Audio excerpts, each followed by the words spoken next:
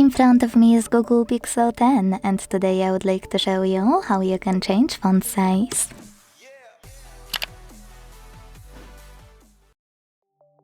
Changing font size is really important for your eyesight and comfortable use of any device. That's why I will show you how to adjust it perfectly for you on this Google Pixel. Start by opening Settings. Now scroll to click on Display and Touch. And then scroll down again, but this time to access Display Size and Text. Now, thanks to first slider, you can check out preview of whatever you're doing at the top.